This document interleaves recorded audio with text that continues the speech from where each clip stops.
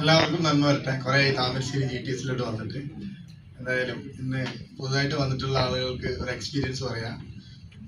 ഈ ഒരു ബിസിനസ്സിലേക്ക് കടന്നു വന്നിട്ട് 4.5 വർഷം കഴിഞ്ഞു. നിങ്ങളെപ്പോലെ തന്നെ ഒരു ചെയറിൽ വന്നിരുന്ന് ഇതിനെ കൊണ്ട് സാധിക്കുമോ, എന്നെ കൊണ്ട് പറ്റുമോ എന്നൊക്കെ നോക്കി കണ്ടിട്ടുള്ള ആൾ തന്നെയായിരുന്നു. പക്ഷെ ഈ ഒരു ബിസിനസ്സിനെ പഠിക്കാനും പഠിപ്പിക്കാനും പരിശീലിപ്പിക്കാനും അതിന് സഹായിക്കാനൊക്കെ നമ്മുടെ ഓർഗനൈസേഷന്റെ ഭാഗമായിട്ടുള്ള ഒരുപാട് ലീഡേഴ്സ് ഉണ്ട്. അവരൊക്കെ സഹായത്തോടു കൂടി ഇന്ന് RTC എന്ന് പറയുന്ന റാങ്കിൽ എത്തിയിട്ടുണ്ട്. ഓൾമോസ്റ്റ് 1.5 കോടി ടേൺഓവർ ഈ ബിസിനസ്സിലേക്ക് കൊണ്ടുവരാൻ സാധിച്ചു. എന്നെ ഈ ഒരു ബിസിനസ്സിലേക്ക് കൊണ്ടുവന്നിട്ടുള്ള നമ്മുടെ ഗ്രേറ്റ് അപ്ലൈൻ എല്ലാവർക്കും അറിയാം, വളരെ സുപരിചിതനാണ് ഷഫീഖ് പാലാഴി അല്ലെ. സാറാണ് ഈ ഒരു അവസരത്തിൽ വന്നത്. സാറിന് ഈ അവസരത്തിൽ നന്ദി പറയാണ്.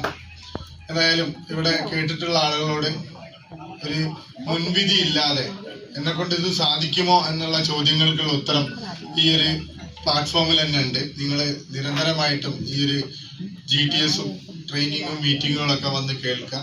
അങ്ങനെ കേൾക്കുന്ന സമയത്ത് നമ്മൾ ഇന്നലെ തൃശ്ശൂർ GTS-ന്ന് നമ്മുടെ ഹരികൃഷ്ണൻ സാർ ഒരു എക്സ്പീരിയൻസ് പറഞ്ഞിട്ടുണ്ടായിരുന്നു. ജനഗണമന പാടാൻ അറിയുന്ന ആളുകൾ ആരൊക്കെ ഉണ്ടെന്ന് വെച്ചു. അപ്പോൾ ഒരുപാട് ആളുകൾ കൈവക്കി. അത് എഴുതി പഠിച്ചിട്ടുള്ള ആളുകളുണ്ട് ആരൊക്കെന്ന് വെച്ചു. അതിലും കുറച്ച് ആളുകൾ കൈവക്കി. അത് വായിച്ച് പഠിച്ചിട്ടുള്ള ആളുകൾ ആരുണ്ട് വെച്ചു. പക്ഷെ അവിടെ ഇരിക്കുന്ന ഭൂരിഭാഗം ആളുകളും അത് കേട്ട് പഠിച്ചിട്ടുള്ള ആളുകളാണ് അല്ലെ. നമ്മളെ ഈ വേദിയിൽ അത് തന്നെയായിരിക്കും, കേട്ട് പഠിച്ചിട്ടുള്ള ആളുകളായിരിക്കും മിക്കവാറും ഉണ്ടാവുക. എന്നതുപോലെ തന്നെയാണ് ഈ ഒരു ബിസിനസ് എഴുതി പഠിക്കലോ അതല്ലെങ്കിൽ വായിച്ചു പഠിക്കലോ എന്നല്ല, നിരന്തരമായിട്ട് കേട്ട് കേട്ട് കേട്ട് ഇതിന്റെ എന്ത് ചോദ്യങ്ങൾക്കുള്ള ഉത്തരങ്ങളും നമുക്ക് മറ്റുള്ള ആളുകളോട് പറയാൻ സാധിക്കുന്ന രീതിയിലുള്ള ഒരു മേക്ക് ഓവർ ആയിട്ട് മാറാൻ ആർക്ക് സാധിക്കും? നമുക്ക് എല്ലാ ആളുകൾക്കും സാധിക്കും. ഇത് തന്നെയാണ് എനിക്കും പറയാനുള്ളത്. 2018 വരെ ഒരു ട്രഡീഷണൽ ബിസിനസ് എന്ന് പറഞ്ഞു കഴിഞ്ഞാൽ ടാക്സി മേഖലയായിരുന്നു എനിക്ക് അറിയുന്നത്. എന്ന് പറഞ്ഞു കഴിഞ്ഞാല് എൻ്റെ ഓഫീസിലേക്ക് വന്നിട്ട് എൻ്റെ മകളുടെ വിവാഹത്തിന് ഒരു ബസ് വേണം, ഇന്ന സ്ഥലത്ത് നിന്ന് ഇന്ന സ്ഥലത്തേക്ക് പോകാൻ എന്താ വാടക, അതല്ലെങ്കിൽ സിയാർത്ത് പോവുകയാണെങ്കിൽ ഏതൊക്കെ പള്ളിയിൽ കയറാൻ പറ്റും, അതേപോലെ തന്നെ ശബരിമലയ്ക്ക് പോവുകയാണെങ്കിൽ ഏതൊക്കെ നട തുറന്നിട്ട് അമ്പലം കാണാൻ പറ്റും എന്നീ ചോദ്യങ്ങൾക്കുള്ള ഉത്തരങ്ങളൊക്കെ ആർക്ക് പറയാൻ അറിയുള്ളായിരുന്നു?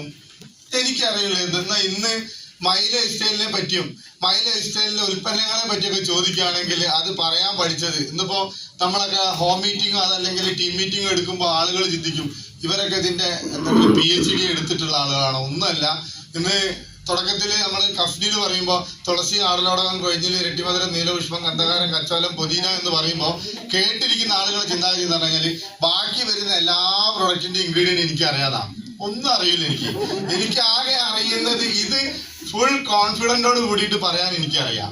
നമ്മുടെ ഒരു സിനിമയിൽ പറഞ്ഞിട്ട്